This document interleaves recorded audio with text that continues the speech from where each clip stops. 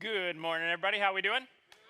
Good. Online campus, I hope you are doing well today and enjoying wherever you're at. I need you all to start by doing me a favor today on this beautiful snowy day in Michigan.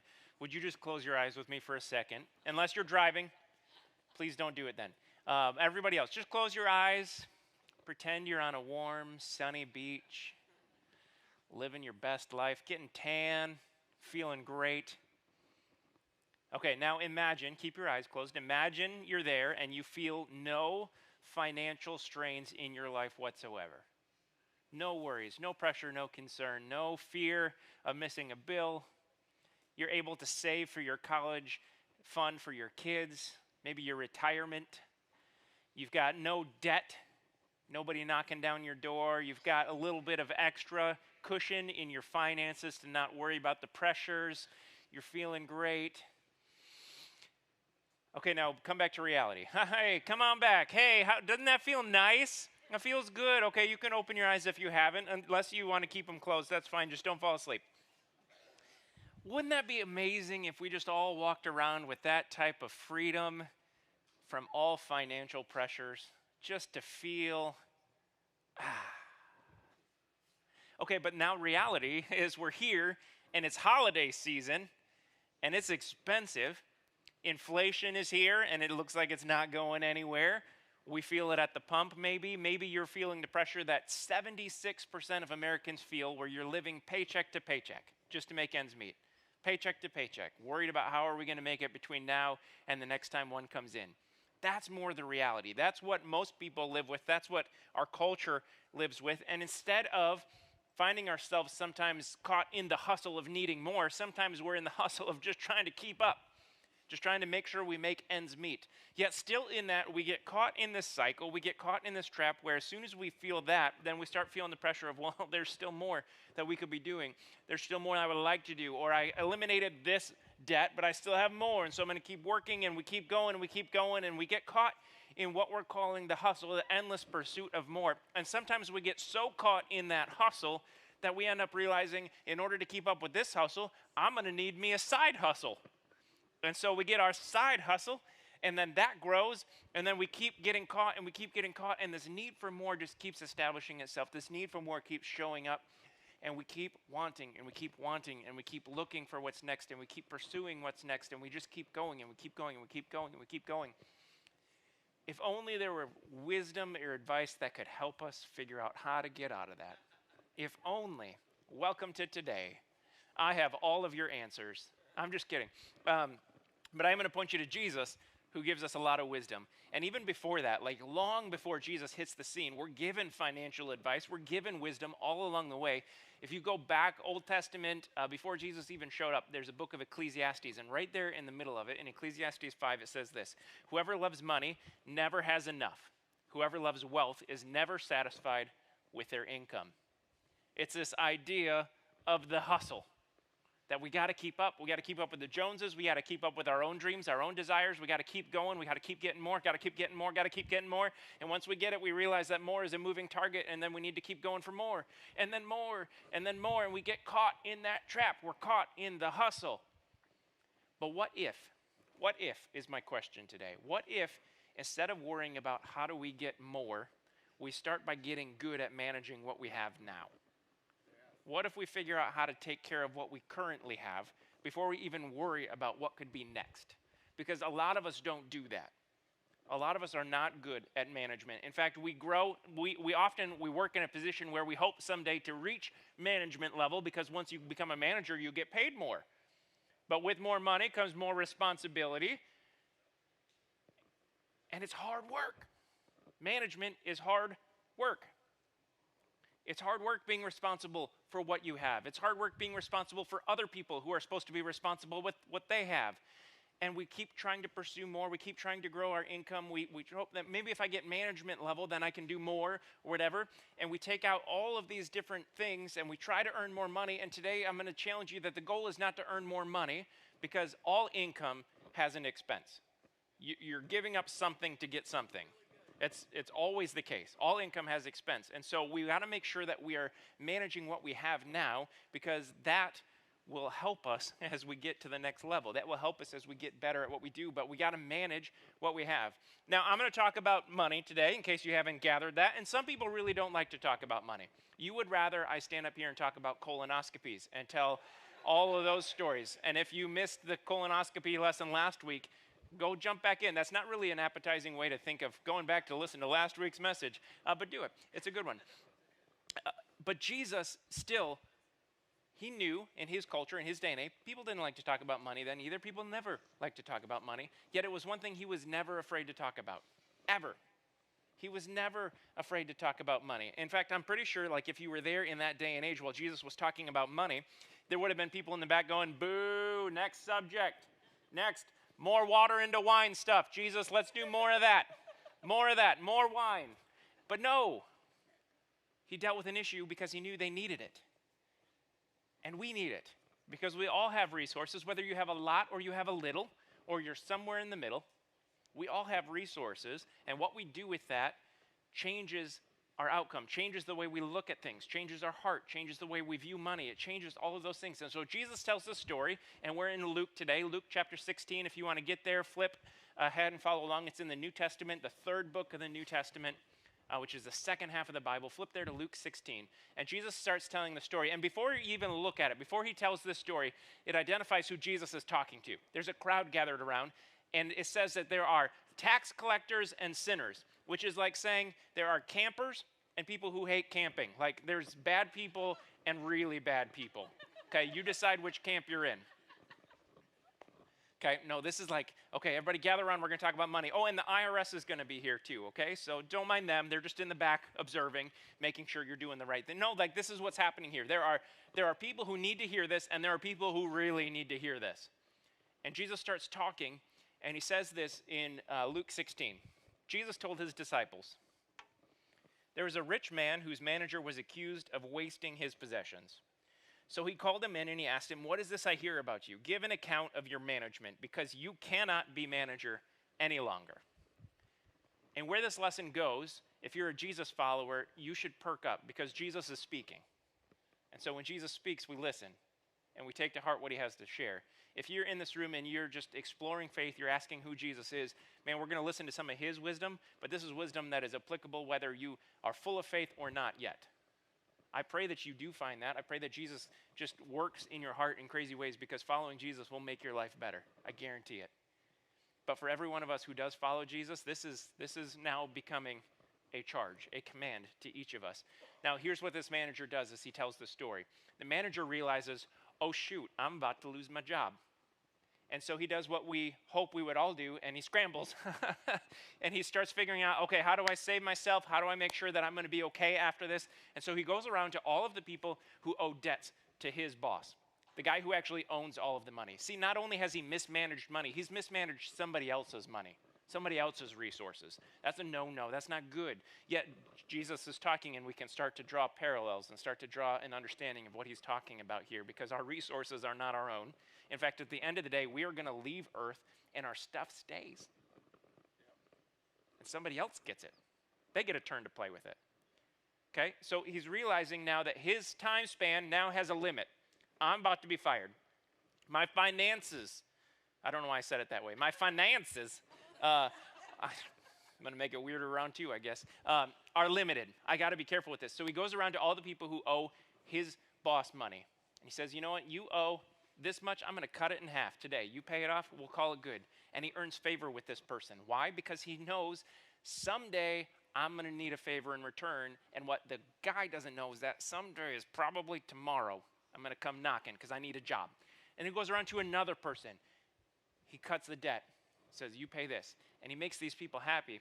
And Jesus tells that this man was doing something great, not because he was, again, mismanaging money by only collecting some of what was owed. He realized his life just got a lot more narrow. And he realized what he does with what he has matters. What you do with what you have matters.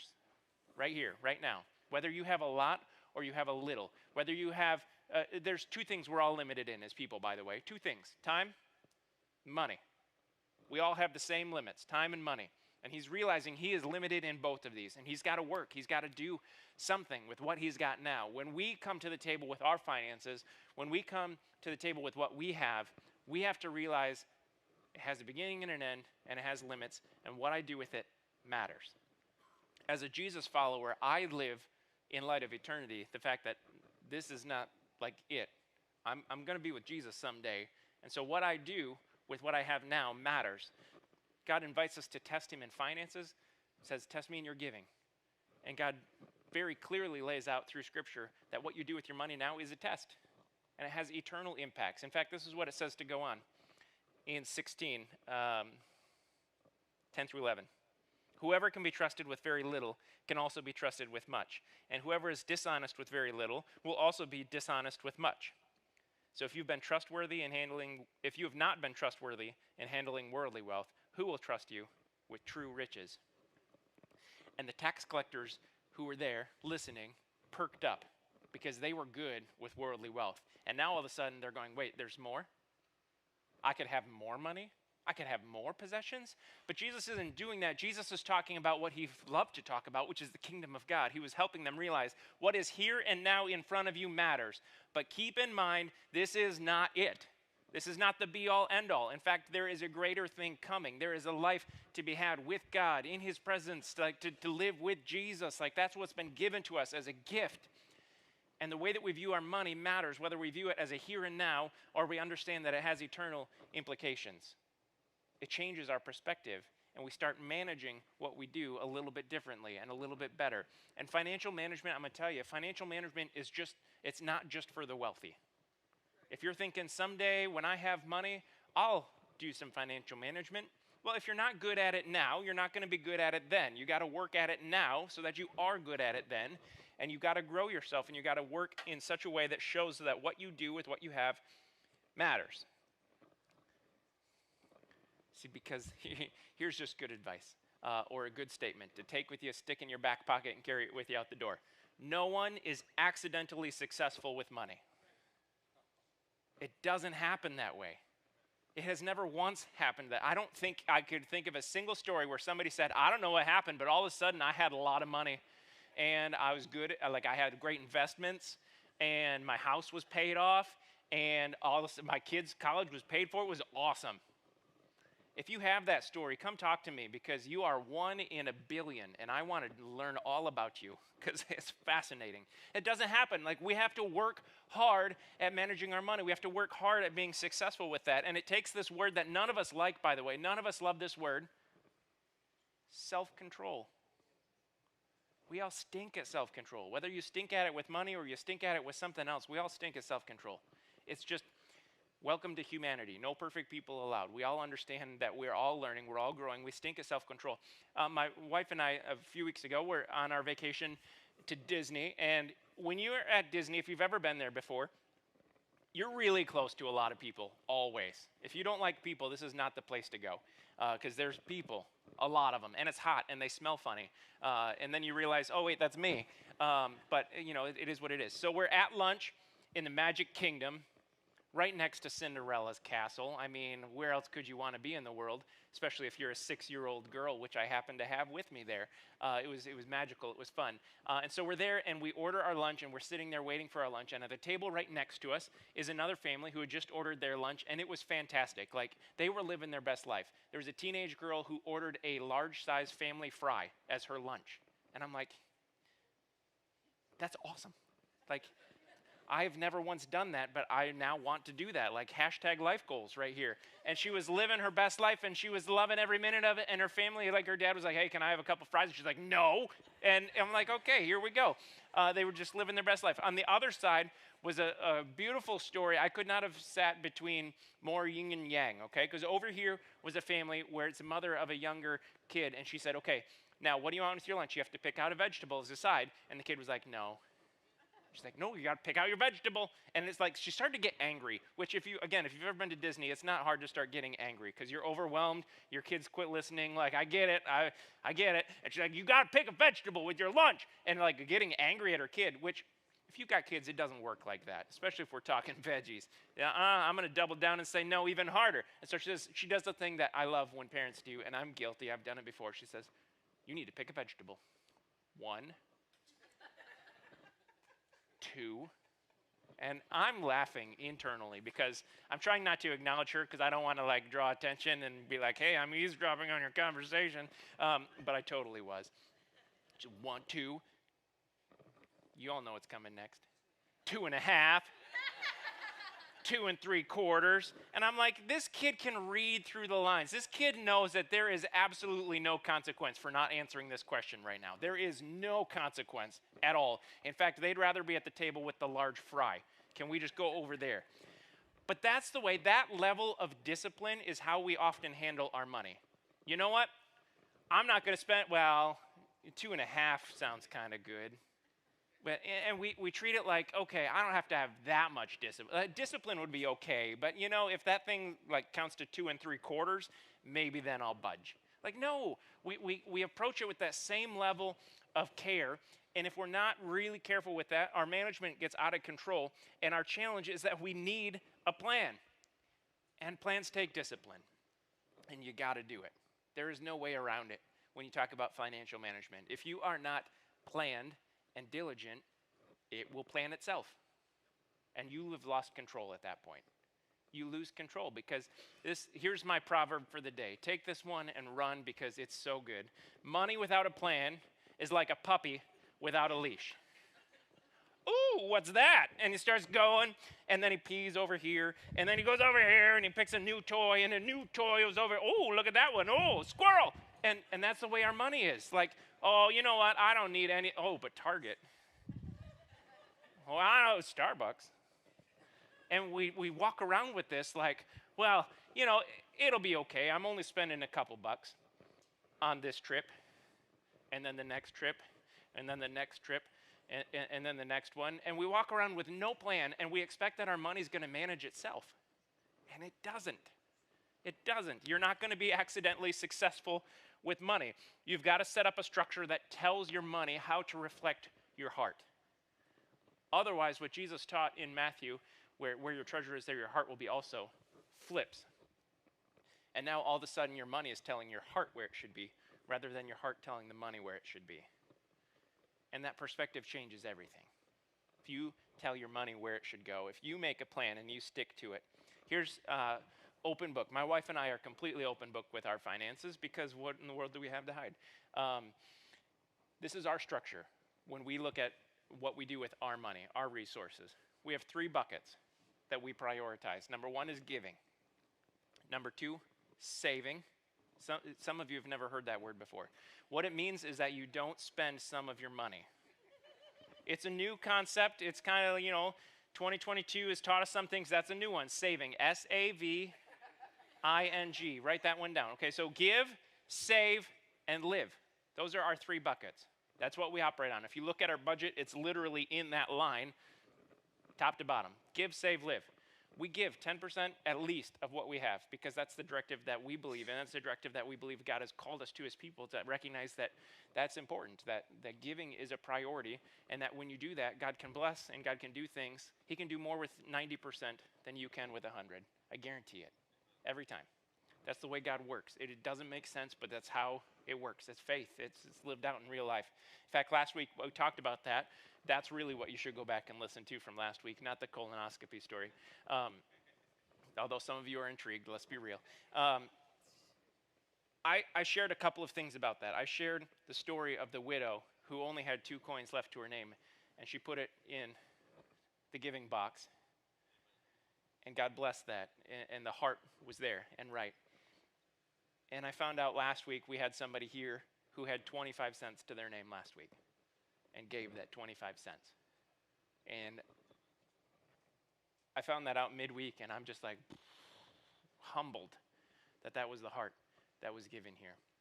I shared an illustration where, when you open up your hand to let God move instead of holding onto our money, and I shared this coin illustration where God just pours out blessing, and God just pours out blessing like he does. That's a way that only God can.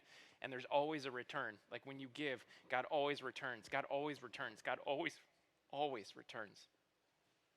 And this lady comes in after service last week and says, I've been saving up coins in my car for years.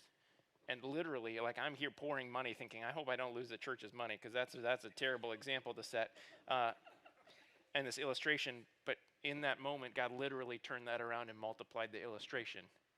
And I'm like, okay, here it is. Like, it's so good.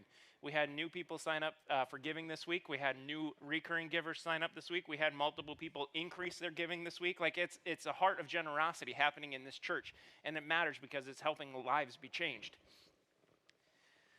Save. Here's why we save.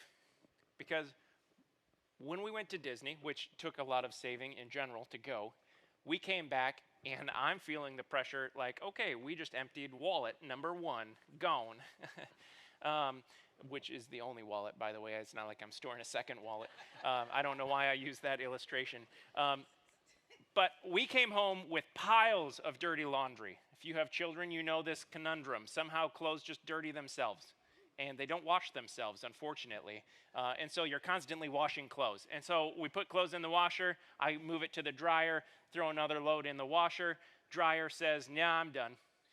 And I'm like, oh, no, you're not. And so we had some words, me and that dryer. The dryer won, and it's done. And so I have 2 wet loads of laundry, and it's Michigan, and it is no longer warm, hang your clothes outside to dry season. And so I went to this place called the Laundromat, and I took my clothes there, and I haven't been to one in quite a while. And I went in, and this lady, middle-aged lady, comes over to me. She's like, you come here often? And I'm like, isn't that like a bar pickup line? Like, also, am I that appealing to middle-aged women? Well, I don't want to brag, but yes, I am. Look out, Stephanie. They're coming. And it was just the funniest experience. But you know what helped us in that moment? It's that magical word I spelled out called saving.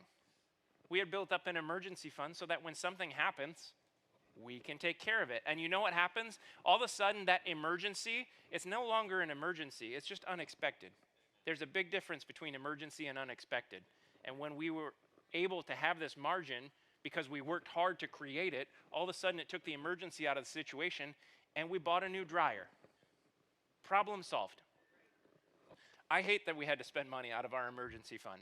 That drives me crazy. But you know what? We'll work to rebuild it back up. But it took the emergency right out of that. It gave this thing called margin, breathing room. The ability to go, well, that stinks, instead of, oh, woe is me, how am I going to do?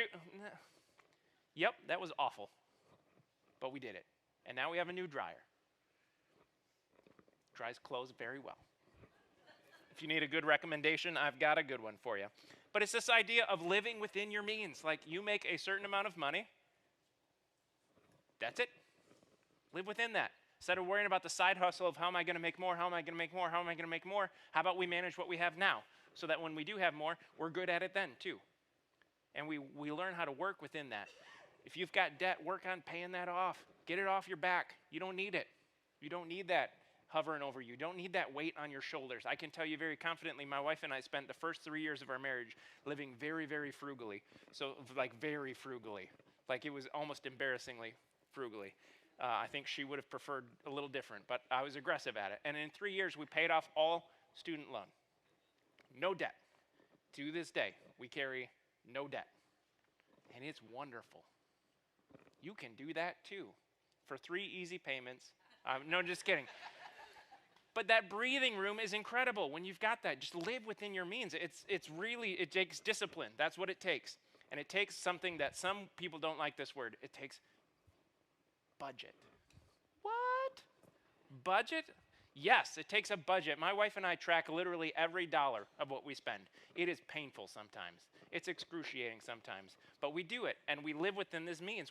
Some people honestly, they make fun of us to our face sometimes about how much you guys budget and how it's so restricting. But you know what? It's not. It's actually quite freeing. Because at the end of the day, we're the ones who, when the dryer went out, we're okay. It's really quite freeing to live within your means because you realize that pressure for more starts to drip away. And managing what you have starts to become a priority in what you do. And can I tell you a dirty little secret about money? it's really easy to track where it goes. Sometimes in conversations about money management, people are like, well, I don't even know where all my money goes.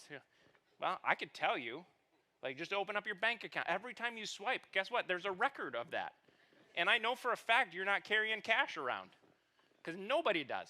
And if you do, you are a dinosaur. And no, I'm kidding. I'm kidding. Some of you are like, whoa, that's offensive. I have cash in my wallet right now, $1, okay? And it is going to stay there because I don't like to spend money. But it's really easy to track. It's really, really easy to track. And if you know you're going to record what happens, you're going to treat it a little bit differently. Here's another catchphrase for you. If you know you're going to record it, you'll be more likely to consider if you can afford it. Because you're going to stop and think, well, I'm going to have to write this down, and I'm going to be accountable to that. And if you're married, do it together.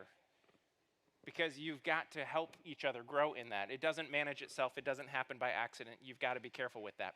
Jesus goes on with the kicker at the end of this. Says, no one can serve two masters. Either you'll hate one and you'll love the other, or you'll be devoted to one and despise the other. You cannot serve both God and everyone in the crowd knew the opposite of God is Satan. And so here's Jesus going to say, can't serve God and say, oh wait, he said money? Wait, what? And now all the tax collectors definitely don't like him because they love money. They're really good at money. And Jesus knows that. In fact, if you go on and keep reading in this passage, it says that the tax collectors really didn't like him. And they turned around and they didn't like what he had to share. But he knew he had a moment here to teach you that your chief competitor for your heart is more than likely money. It is one of the greatest destroyers of faith because you start leaning on your own dependency on the fact that, well, I can provide for my needs. I'm doing fine. Instead of realizing that God is the one who provides those. And God is the one who blesses. God is the one who works. And it's my job as a follower of Jesus to honor him with that. And to make my heart reflect that. To show that my finances reflect that. In fact, it's Thanksgiving week this week. One of the greatest ways you can fight this feeling for constantly needing more is to really just be grateful for what you have. And learn that heart of gratitude and learn God has blessed me with what I need, and here I am. Thank you, God, for this gift, or whatever it may be. In fact, it's also Thanksgiving week, which means it's Turkey Bowl week, and it is a flag football game here on Thanksgiving morning on the turf. Y'all are going down. So if you want to come play, please come play. Just know that if you're not on my team, I have a very good winning record. I'm 4-1. It is far better than the Lions' winning record. It's better than the Packers. It's better than just about every. Vikings are doing great right now, Jeff. I see your shirt. But everybody else, so Jeff's on my team. So that being said, come be here. Come be that. But it's all about a heart. It's a heart of gratitude. That's what we're reminded of this week, and that's what our challenge is as we approach our finances. God, I'm grateful for what I have, so help me to manage what I have now and do well with that, to be successful with that. The way that you handle your money reflects your heart. So put your heart in the right place. Put your heart in the right perspective. Maybe you're in this room and you're realizing that my money has reflected anything other than a heart for the Lord, and I need to reprioritize that. Maybe you're in the room and you're thinking, I've never once had control of money. I don't know where it's going. Well, it's time to start. Start tracking. Start keeping track of that. Start working toward that. Start managing what you have. Maybe you're in the room or watching online and you're like, well, I've actually, there's no part of my heart that I've ever given to the Lord, and I know I need to. Well, today's your day for that. Let us know on the Connect card. Let us know at the Next Steps table. If you need help with finances, let us know at the Next Steps table, here in the Connect card, wherever it may be. Let us know. We want to resource you. We want to help you take those next steps of faith, whether it's learning how to manage what you have or it's learning that what we have is not our own and it's a gift from the Lord and I need to pursue that gift. We want to walk with you through that. We want to walk with you through life in each of these things. But the way you handle your money reflects your heart. So give God that heart. And my final reminder for all of us, this is it. This is the challenge for the day. Manage what you have before it becomes what you had. Manage what you have before it becomes what you had. That's what this manager is teaching us. That's what Jesus is teaching us through this story, that what we do with what we have matters. So let's work at it. Let's get good at it. Let me pray a blessing over all of us here this morning. God, as we walk forward into this week, Lord, I pray that you would bless us like crazy as we lean into you. God, I pray for your leadership and your guidance. God, we come to you for all sorts of things. And in this moment, God, I pray that hearts are turning toward you and realizing that what we have is a gift from you. So God, I pray for hearts of gratitude over each of us, that we would remember that what we have is a gift and to be grateful for that. Lord, as we manage our money, I pray for wisdom beyond wisdom, that you would help us to know what to do and how to control it, that you'd help us to be successful managers of what you've entrusted to us, and help us to realize that what we have is a gift that it stays here after we're done. So help us to live with an eternal mindset that you are protecting, you are guiding, and you are blessing in exchange for our faithfulness. So God, would you lead and guide and bless? God, I pray for the people in this room and watching online who just need to give every part of their heart to you. God, I pray that this would be an open-handed moment where they realize that you are for them and not against them, that you don't want something from us, you want something for us. So God, I pray in this moment that you fill hearts and you fill minds with your spirit and your guidance and your leadership. And Lord, I pray for all of us that you would show yourself faithful. You'd continue to provide for us in the way that you always do, and help us to lean on you as our source and our rock. We pray in Jesus' name. Amen.